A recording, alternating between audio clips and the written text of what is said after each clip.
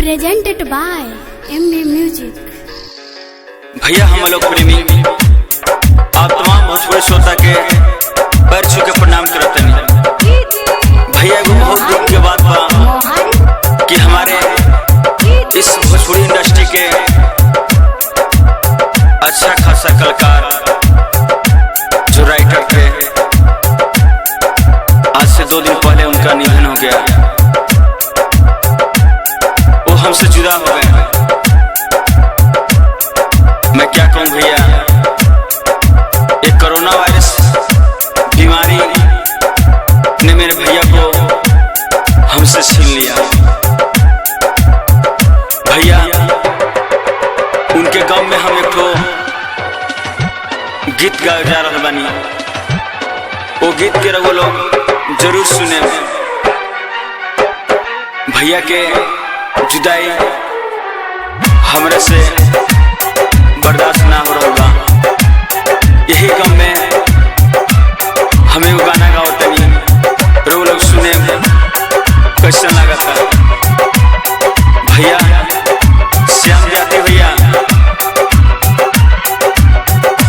काहे रुस गइला हमनी से भैया, काहे रुस गइला हमनी से भैया, चल गइला हमनी से दूर काहे भैया, चल गइला हमनी से दूर काहे भैया। श्याम जाती भैया काहे रुस गइला हमनी से भैया, काहे रुस गइला हमनी से भैया,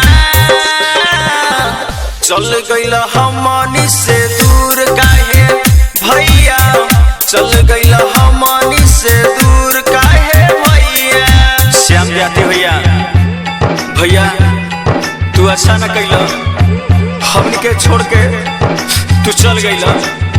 देखा ये भोजपुरी इंडस्ट्री के सब लोग रोता, जहाँ जेवा सब कोई रोता। विपत के भाई आइल बहा के समैया, रोता रे पवन के सारी समर भैया।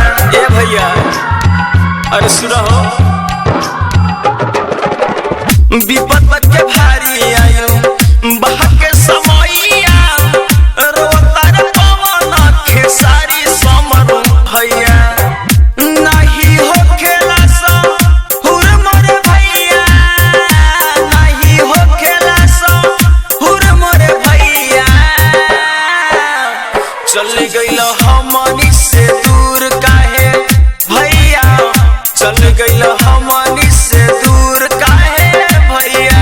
श्याम जाती भैया भैया तोहरे बिना तो हर जगह सुन लगता, हर जगह उदास लगता है भैया। हम का कहिए भैया, तोहरे बिना तो नींद नहीं आते भैया। तू कहाँ चल गइल हो, तू निक ना कइल, अच्छा ना कइल, तू अच्छा ना कइल। पूछतावे लोग प्रेमी भइल कवन भूल, हमनी के छोड़ी काहे चली गइला दूर हो। ए भैया अरे सुनो, पूछतावे अरविंद आर्यन भइल कवन भूल, चली गइला हमनी के छोड़ी काहे दूर हो। कौन भइल बा का सुर मोरे भैया, कौन भइल बा का सुर मोरे भैया, चल गइला हमनी से दूर काहे भैया, चल गइला हमनी से दूर काहे भैया। काहे रुस गइला हमनी से भैया, काहे रुस गइला हमनी से भैया, चल गइला हमनी से दूर काहे भैया, चल गइला हमनी से दूर काहे भैया। श्याम जाती भैया काहे रुस गइला हमनी से भैया, काहे रुस गइला हमनी से भैया, चल गइला हमनी से दूर काहे भैया, चल गइला हमनी